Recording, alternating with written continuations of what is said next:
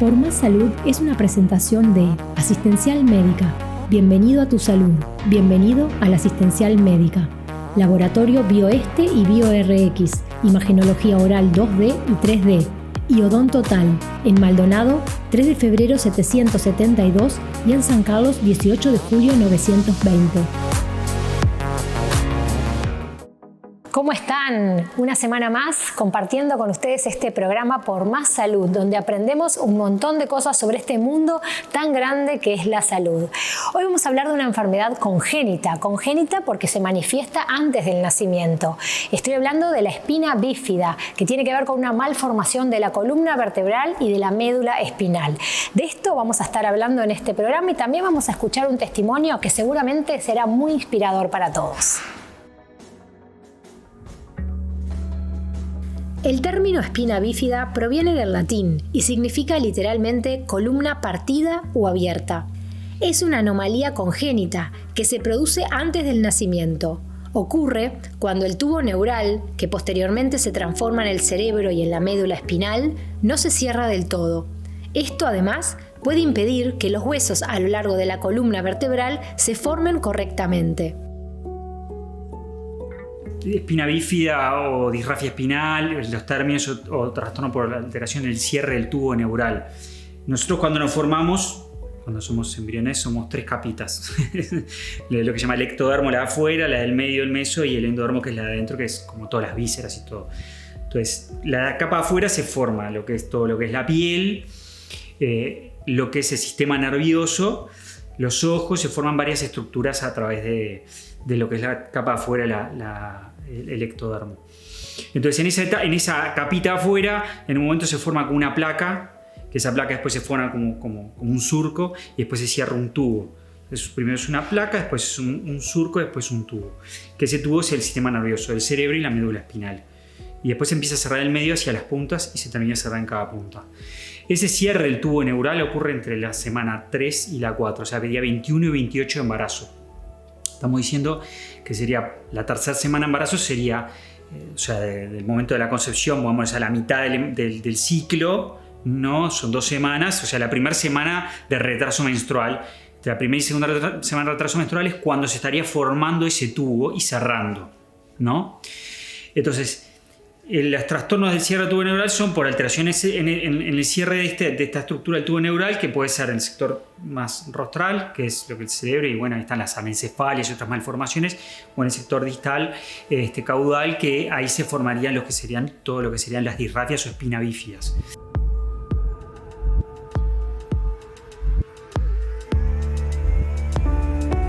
Pruebas de detección durante el embarazo pueden diagnosticar espina bífida. Sin embargo, a veces se descubre solo después del nacimiento del bebé. En los bebés con espina bífida es habitual que una parte de la columna vertebral forme un bulto en la espalda. También es posible que la columna vertebral y los nervios estén dañados. Esto puede causar problemas de movimiento, sensibilidad y otras funciones corporales. Espina bífida es una malformación congénita. ¿Qué quiere decir esto? Que se forma desde que el embrión se va formando y sucede desde el primer mes de gestación. O sea, no es algo que se adquiere después por algún accidente, no, es cuando se va formando lo que se llama el tubo neural, que es lo que a futuro va a ser el sistema nervioso central. En el momento del nacimiento, eso se puede prever antes por imagen, que a veces no es lo más común. A veces te encontrás con la situación de encontrar que tu bebé viene con espina bífida, con esa lesión, porque se ve en el momento del nacimiento, ¿ah?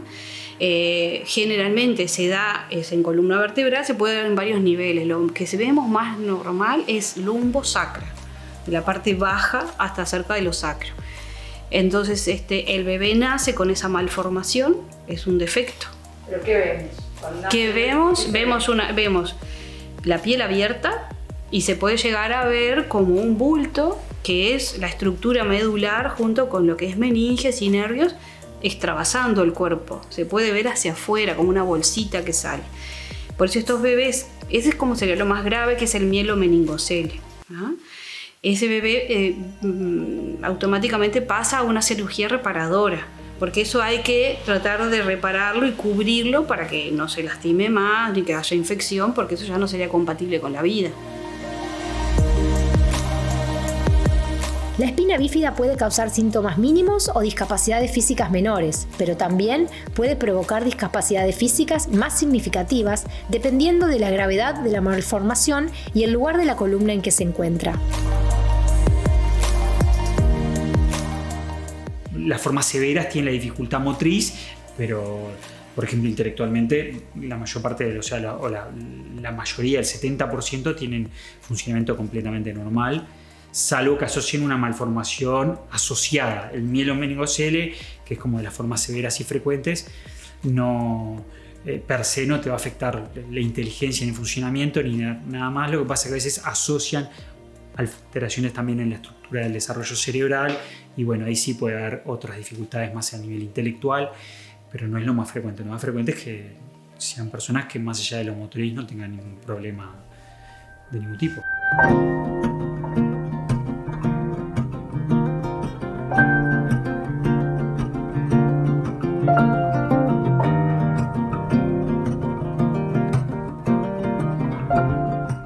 Empecé cuando era chiquita en el jardín a caminar con un andador que me había hecho mi papá de madera. No sé a qué edad aprendí a caminar bien, 2, 3 años ponele, porque fue más difícil y más largo el proceso. Después, cuando ya aprendí y fui al colegio a partir de los 4, usé un carrito de muñecas que era, o sea, lo que cualquier nena podía tener y yo lo usaba para caminar y con lo que me sostenía porque era lo que me aguantaba el peso. Y no sé cuándo fue bien, o sea, no me acuerdo una edad exacta cuando aprendí a caminar con bastones, porque también fue, ahí sí como que aprendí más como algo más técnico, ¿entendés? Claro, con eso. Sí.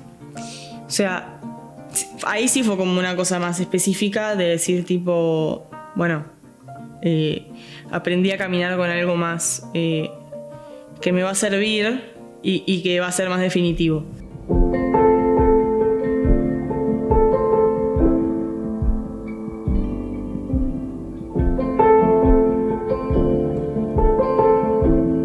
La espina bífida está la que se llama cerrada y abierta.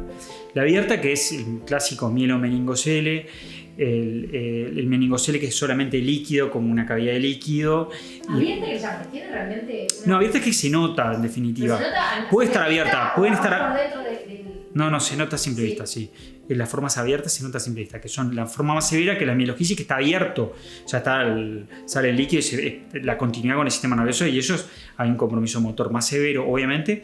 Cuanto más importante, más severa la alteración.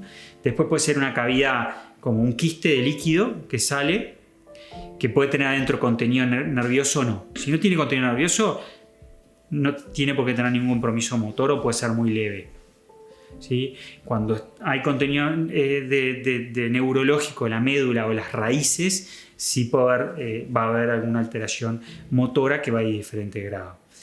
Y después tienen las espinas bífidas cerradas, que puede ser lo que se llama la médula amarrada, que puede ser simplemente se nota por un sector con más pelo, se forma lo que se llama cavidades con contenido como de grasa a nivel lumbar, y que pueden producir alteraciones mínimas y que se ve eso o a veces no se ve nada, con lo cual pueden ser personas que tengan nada en los grados leves. Cuando apenas nacen, esa cavidad se cierra porque se puede romper, se puede salir líquido, entonces se puede infectar, entonces se cierra, ¿no? Y después, bueno, las alteraciones que van a tener es lo motriz, lo sensitivo, porque también lo que está afectado son como la motricidad de las piernas, la sensibilidad también de las piernas, y pueden asociar trastornos esfinterianos, que es muy frecuente. En el mielomeningocele el 90% van a tener trastornos esfinterianos, que puede ser para orinar o para defecar, lo que sea la vejiga neurógena, pero bueno, a veces es cateterismo, son cosas que son manejables. Los chiquilines que tienen esto, y hasta las formas más severas, tienen la dificultad motriz en las piernas y Pero no los brazos. no son los brazos, salvo que haya un compromiso a nivel cervical, que eso sí que es muy raro. ¿Dónde entramos nosotros? Nosotros entramos bien temprano. Desde el momento que todo eso está cicatrizado, que está todo bien controlado, que el niño está estable, el segundo mes de vida ya empieza a ser estimulado desde la fisioterapia para que vaya a adquirir su desarrollo motor. El desarrollo motor que todos tenemos, ¿no? Rolados, levantar la cabeza, la activación de tronco. Van a haber diferencias, ¿verdad? Pero se sigue estimulando y la intervención nuestra para que vayamos viendo hasta dónde podemos lograr. El sentado, el gateo, el pararse, en esas intervenciones estamos todo el tiempo en el primer año de vida. Lo importante después es la rehabilitación, los pacientes con dificultades, ¿no? El abordaje por los fisiatras, los urólogos para la parte esfinteriana o bisical, lo que es la parte digestiva a veces el cirujano también, para los experimentos y gastroenterólogo. El nivel de la lesión nos va a marcar, nos va a dar la pauta de qué músculos van a estar con más conexión o no. Si es un nivel muy alto, estamos con un pronóstico más negativo. Si es un nivel más bajo, tenemos más posibilidades. En realidad el objetivo como no final, pero el gran objetivo desde la fisioterapia es brindarle una forma independiente de desplazamiento. Ya sea desde lo más grave que sería una silla de rueda o el uso de ortesis, férulas, bastones, porque tenés una gama muy grande de formas de traslado según la lesión. Pila de apoyo familiar desde siempre, o sea, estoy acá porque ellos son todo. Y mío también de poder madurar, o sea, porque a mí me reafectaba, tipo, yo volvía del colegio y volvía llorando.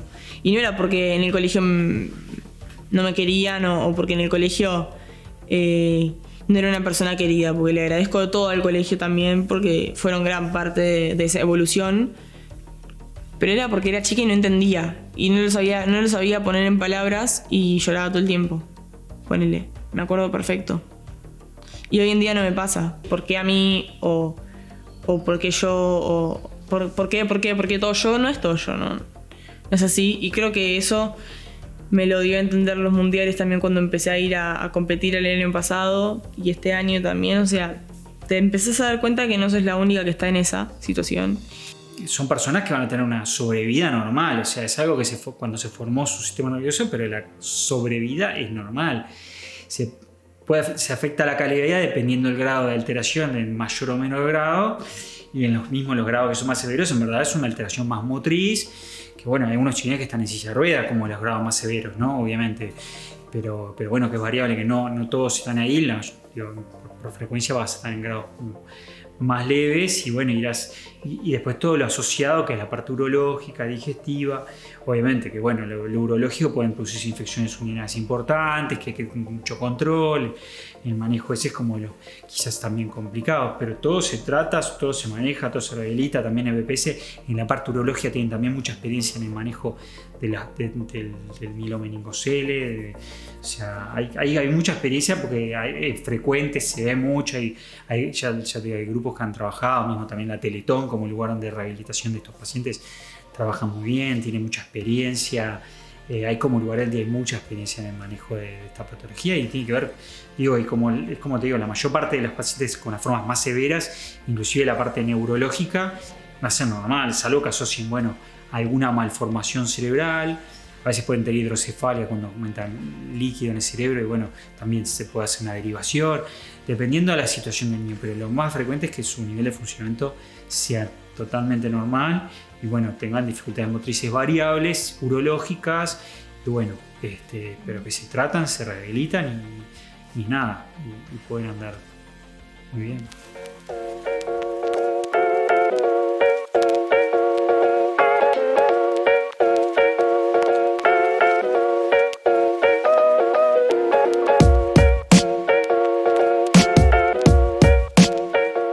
Yo tenía como una base en realidad. Papá me había comprado un tablón, esa Navidad me había comprado un tablón de epoxi, que son como los que se usan para aprender, ¿no?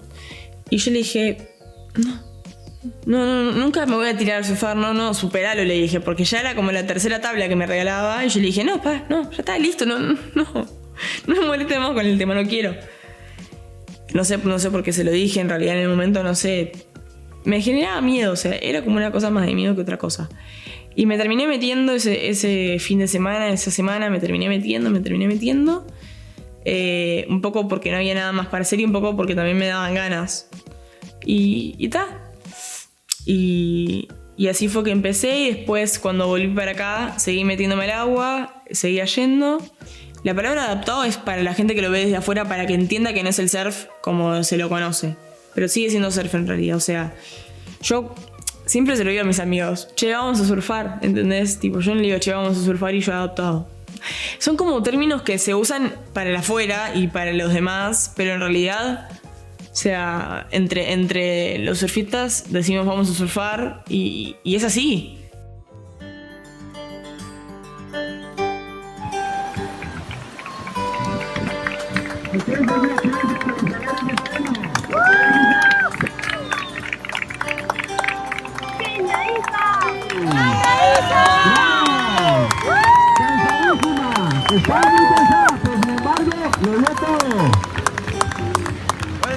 Siempre hay un camino, porque no sabes hasta dónde sienten o hasta dónde no. A medida que ellos van creciendo, también vamos como buscando otros caminos de ver la percepción, qué es lo que pueden sentir, si podemos generar alguna conexión que a veces se quedó perdida. Entonces no es que sea pactado la evolución y va a ser así. Cada niño es una sorpresa, cada paciente te puede sorprender con algo diferente. No hay excusas para lo que uno quiere. O sea, y que justamente el surf adaptado y lo adaptado y la palabra adaptado da a entender que todo se puede adaptar. O sea, que no es solamente un deporte que se puede adaptar, es la vida que se puede adaptar, o sea, es todo. Hoy en día...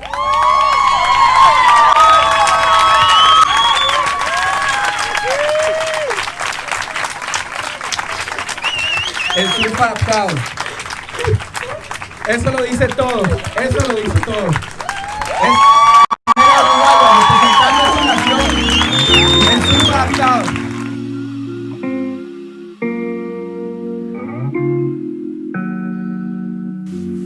El no puedo, no. Capaz que hace un tiempo que no había tanta cosa, era como más viable decir no puedo, pero hoy en día no.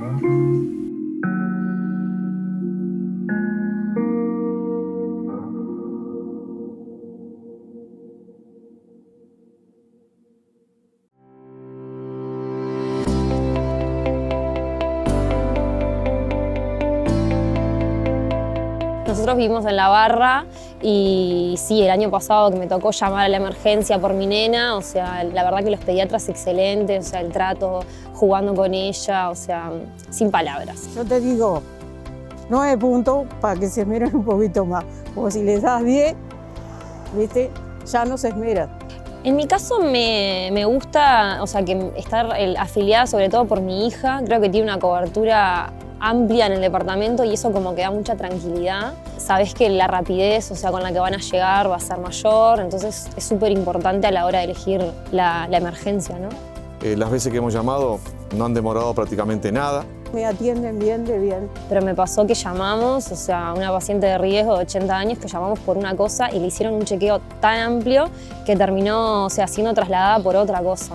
A mi suegra se descompensó y un domingo pensamos que era algo y llamamos y a los 5 minutos ya estaban allí en casa. Fue impresionante. Totalmente tranquila, confiada, porque sé que voy a tener una respuesta no solamente rápida, sino de calidad. Súper conforme. La verdad que, bueno, es perfecto. Yo hasta el momento los he necesitado y han ido excelente, todo sin problema.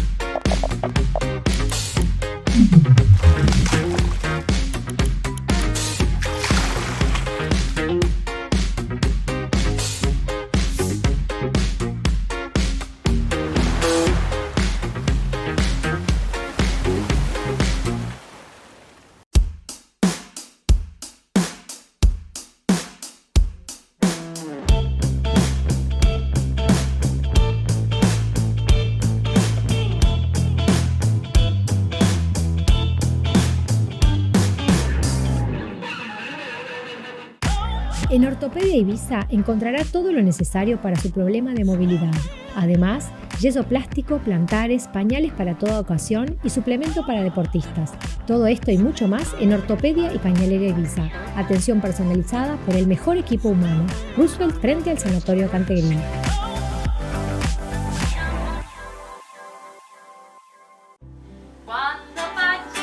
Y en esta oportunidad también visitamos el Centro Diurno Artemisa, que nos cuenta sus novedades.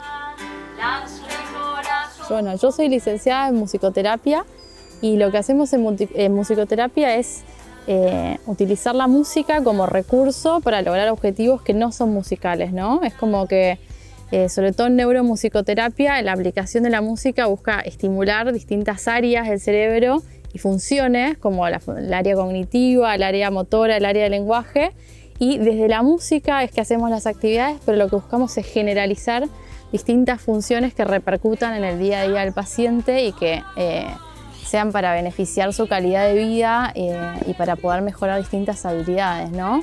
Dentro de lo que es la neurología o los distintos trastornos del sistema nervioso, vamos a ver que dentro de lo que es musicoterapia podemos estimular, podemos restaurar funciones también a través de la neuroplasticidad de distintas técnicas, y si las lesiones son demasiado graves, en vez de restaurar, vamos a tratar de compensar desde distintas funciones las funciones que están alteradas.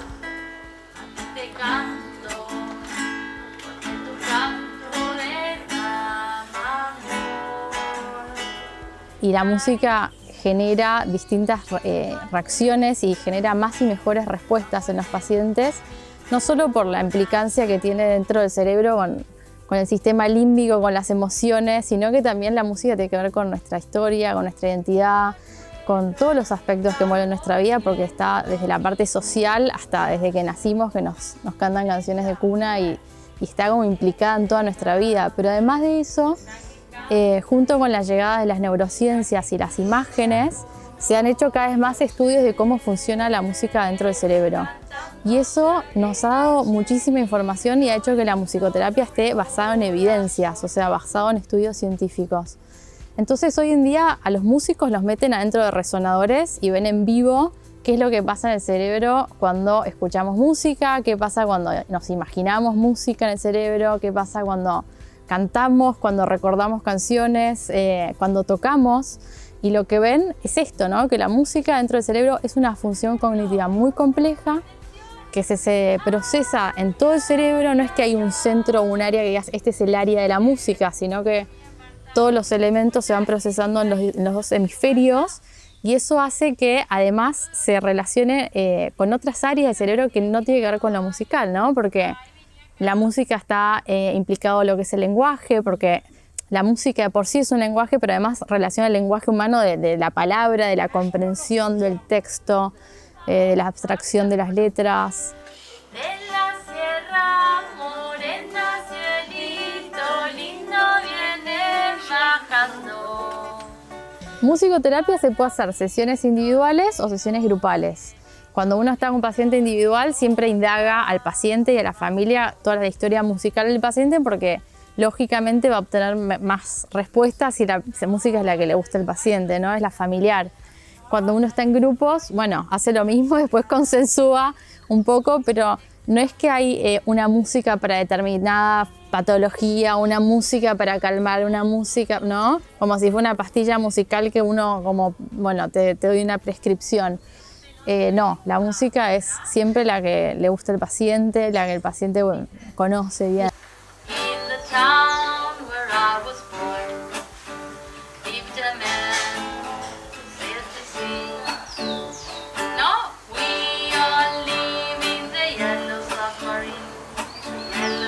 En Artemisa la musicoterapia se da una vez por semana. Es una actividad que los reúne a todos, incluso nada, y aparecen estas respuestas que es lo que te digo, por ahí algunos no recuerdan mi nombre todavía, es como que, y eso que me han visto ya un par de veces, pero sin embargo se ponen a cantar y las canciones como que convocan y ya se empieza a trabajar desde otro lugar, ¿no? Y no solamente el aspecto cognitivo, sino también el lenguaje. Hay muchos pacientes que van perdiendo esta capacidad de lenguaje, de poder, ¿no? ¿Viste que esto que nos pasa a nosotros cuando somos más jóvenes, que querés decir una palabra y no te sale, y decís, ¡ay! La tengo. Bueno, a veces con los deterioros cognitivos el lenguaje también es afectado. Entonces, al poner palabras en las canciones y al estimular todo el área del lenguaje, hace que de a poco también se vaya perdiendo lo menos posible. A veces también se trabaja como con campos semánticos para trabajar específicamente determinado grupo de palabras y eso lo incluimos dentro de canciones. Así que bueno, las actividades son infinitas, pero los objetivos siempre van por otro lado, ¿no? Es esto, el frenar el deterioro cognitivo, estimular el lenguaje, a veces trabajar el esquema corporal también. ¡Esa! Muy bien, excelente.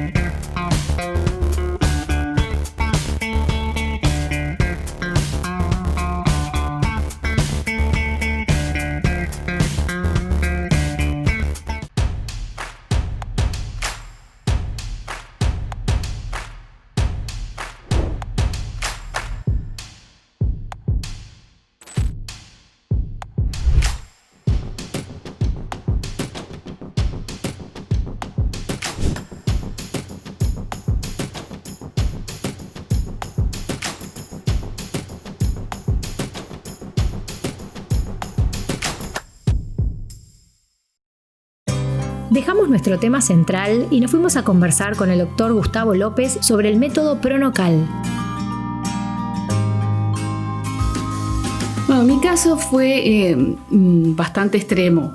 Yo soy una persona que de joven era delgada y después del tercer hijo empecé a engordar y de los 35 años en adelante, yo voy a cumplir 57 y no paré de engordar. Y no paré de buscar alternativas para poder bajar esos kilos que seguían en aumento. Me diagnosticaron que tenía hipotiroidismo y un montón de otras cosas. La cuestión es que no lograba dar en la tecla con una dieta adecuada, con un tratamiento que pudiera bajarme estos kilos, que además tengo una predisposición genética, porque tengo muchos parientes que tienen sobrepeso de más de 100, de 150, 200 kilos, algunos de ellos. No es que fuéramos gorditos, sino que también que hay algunos familiares, especialmente por la rama de mi papá, que son gente muy, muy gorda. Entonces yo veía el panorama que se me venía, que se había sobrepasado la línea de los 100 kilos y seguía aumentando y seguía aumentando. Entonces a fin de año me pasó, allá por octubre, noviembre, que hice una descompensación general. Empezó a funcionar mal el hígado, los riñones, la vejiga, me encontraron unas manchas en las mamas. Los médicos se empezaron a preocupar porque pensaban que podía tener algún problema más grave. Me apareció una flebitis en una pierna, todo un desastre. Bueno, yo dije, todo junto. Dije, esto es ahora o nunca, tengo que hacer algo drástico. Silvia tiene todos los elementos para que sea complejo un poco el tratamiento. Tiene fundamentalmente sus antecedentes personales que tanto pesan en esto. Silvia ha tenido un trastorno que llamamos síndrome metabólico, con colesterol, ácido úrico, su obesidad. Fuimos abatiendo situaciones que no se encuentran todos los días. No es frecuente que un paciente que tú estás adelgazando se tenga que internar, que esté un mes con una patología importante. Yo había llamado al doctor porque buscando, que ya no sabía para dónde agarrar, para más. Yo había probado con todas las dietas, e inclusive con varias clínicas de Montevideo, y no había logrado encontrar nada, que me bajaban 2 o 3 kilitos y yo al poco tiempo volvía a engordar, o sea que no había manera de mover ese peso que estaba llegando a cerca de los 120 kilos y seguía y no paraba de aumentar. Y de repente me aparece en el Facebook el nombre del doctor Gustavo López y digo, yo voy a probar. Esto parece, no sé, no lo conozco para nada, pero voy a llamar a ver. Esto es la intuición. Esa intuición. Y bueno, él me explicó toda la situación de cómo era por teléfono. Digo yo, bueno, la voy a pensar. Cuando llega diciembre, le digo a mi marido, esto no da para más, yo tengo que llamarlo. La mejor decisión que he tomado en muchos años porque me cambió la vida. 30 kilos en 4 o 5 meses que bajé. Ahora estamos en la parte de mantenimiento y bueno, estoy pensando en retomar para bajar otros 10 más en el próximo mes. Así que pienso que bueno, ya con los 30 kilos que bajé ya está bastante bien. Y bueno, el éxito o no, porque está en transición, ella ya desea 10 kilos más, hace que Silvia, cuando veamos sus fotos de antes y de ahora, entendamos la alegría que tiene. Al principio, por supuesto, me costó horrible porque la verdad, no voy a decir que fue facilísimo para mí. Pero cuando uno empieza a ver los resultados, amas el tratamiento. La verdad que yo hoy en día lo recomiendo así 100% porque es después que uno se acostumbra, es fácil de hacerlo. Silvia hoy realmente relata con frescura, con facilidad, la transición que ha tenido con nosotros y que entiendo que la ha logrado. Una cosa que me resultó súper gracioso fue que a los 6 meses más o menos de haber empezado el tratamiento tuve que ir a hacerme toda la mamografía y todo lo demás porque me había salido todo mal al principio, ¿no? Y el médico de repente estaba haciendo la ecografía a mamá y dice, y yo me había puesto nerviosa ya porque demoraba mucho. ¿Qué pasa, doctor? No encuentro, dice. Y bueno, capaz que no encuentra porque ya a esta altura yo llevaba unos 25 kilos menos. Dice, no puede ser, esta es otra persona, vamos a hacer todo de vuelta a vuelta, sacar la mamografía. Dice, y pegaba unos saltos, no hay nada, se fue todo, la felicito. ¿Qué hizo, señora? Digo yo, fui a ver al doctor Dolopedio a hacer el tratamiento pronocal. Sí.